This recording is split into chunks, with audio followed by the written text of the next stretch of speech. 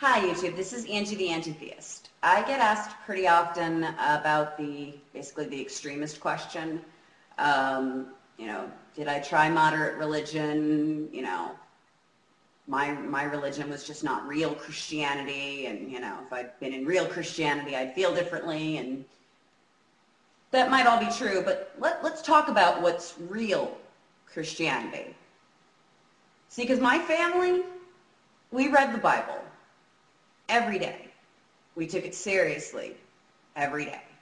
We prayed before every meal and almost every action. We read Focus on the Family, and I had a Brio Teen Girl subscription. I don't see where that wasn't a real Christian. I mean, I wasn't allowed to listen to secular music. I didn't hear the radio until 1995. We were restricted in our televiewing choices, which, you might just say that that's legalism, or you might say that, it says in Mark, think on these things which are holy and pure and good and blah, blah, blah. I'm totally paraphrasing. But then again, so are all the Bibles, because they're copies of copies of copies of translations of copies of copies of copies. We don't have originals. We don't have autographed copies. We don't actually know who wrote the Bible. Not all parts of it. A lot of it is, up for debate. And anyway, at the time, I thought the Bible was the Word of God. So did my family. We thought that because that's a common thought that gets promoted across society, and that alone didn't make us look crazy or weird, which I kind of wish it had. So we followed the Bible. We called ourselves Christians. We just called ourselves non-denominational Christians. Homeschooled, went to church. We went to normal churches during the cult years. It wasn't just the cult. We also, went to Sunday school and all the rest. The thing was, the regular church, the not a cult church, was promoting all the same ideas that the cult just took to an extreme.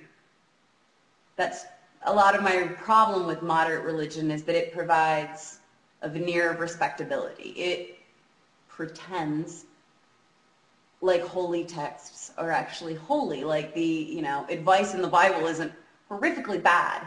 The thing is, mainstream, normal American Christians do take their kids to a doctor. They do, put their faith in man. They don't actually expect God to heal them. I mean, maybe they go to, a healing mass if they're Catholic, or if they're, very severely ill, they might even go to Lourdes. Because faith healing isn't a completely out there concept. God promises, in the Bible, to heal people, both in the Old and New Testament. In the New Testament, Jesus is running around saying, you too can heal people, just pray in my name. What do you think we were doing?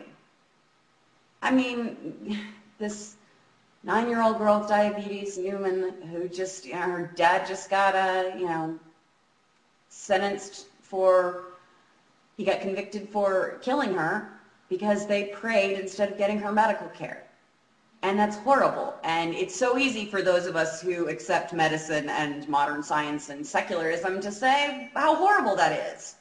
And I'm including the average Christian when I say that, because of course the average Christian doesn't do those things.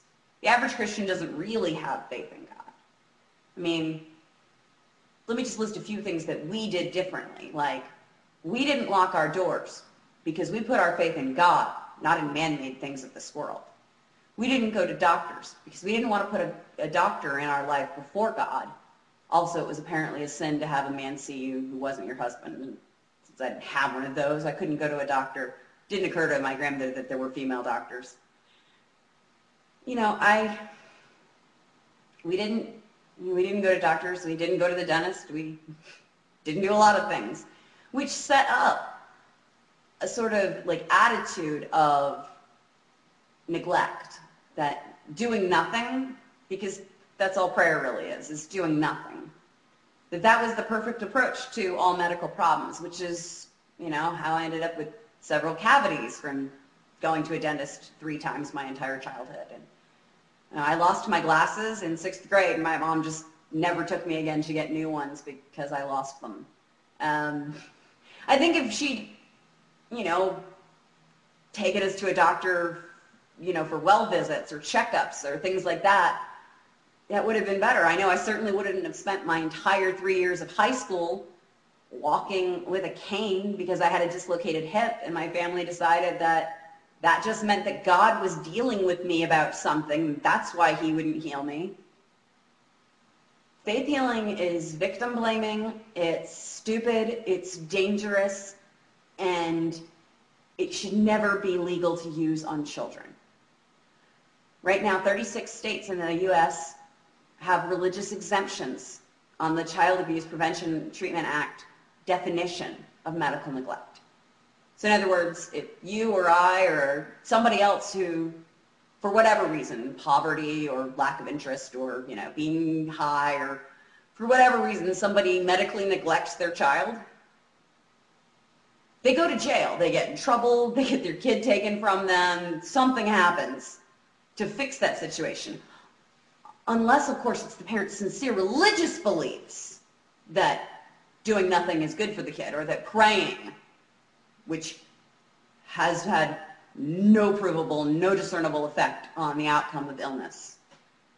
The idea that, oh, well, if you believe in it, then it's okay, it's just despicable. The reality of medicine or of biology or those things don't get affected by prayer. What religion your parents follow shouldn't determine whether or not you have access to medical care if you need it as a child.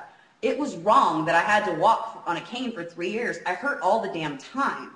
It sucked. And I was still a hardcore Christian at the time, so I just thought God was mad at me and that there was, that God had decided it was okay for me to walk with a limp. You know what? I saw a fucking doctor, went to a physical therapist for a few months. I can walk. I thought Jesus was supposed to heal the lame. I thought God was supposed to do this. It's not crazy if you believe the Bible to actually believe the Bible. It's much less intellectually honest to claim you believe the Bible, but then throw all of it out and actually use modern medicine and science and the real government and all those things my family rejected because we were all being fucking serious about our faith. I get really pissed off when Sunday Christians want to tell me that there was something weird about my family actually thinking God was going to do everything in that book of his. Get bent. Faith healing makes sense if the story's true.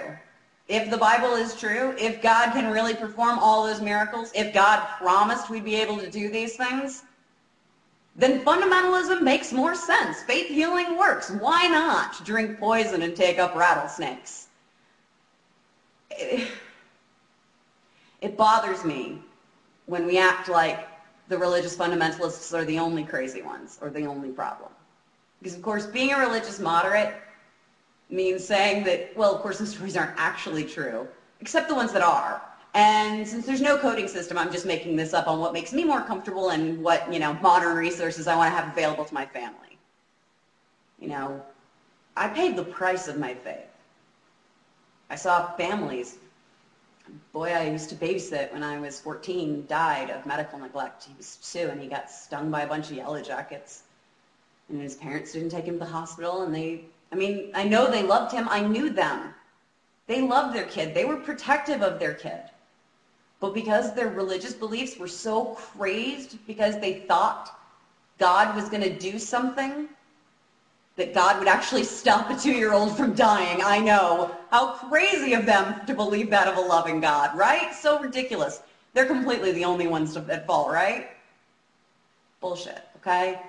My grandmother, who supported the teachings of faith healing, is obviously responsible.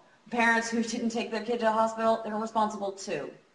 But a culture that says that faith is a virtue and not a vice, that culture is also responsible. Everybody on YouTube, have a great and godless day. Take care.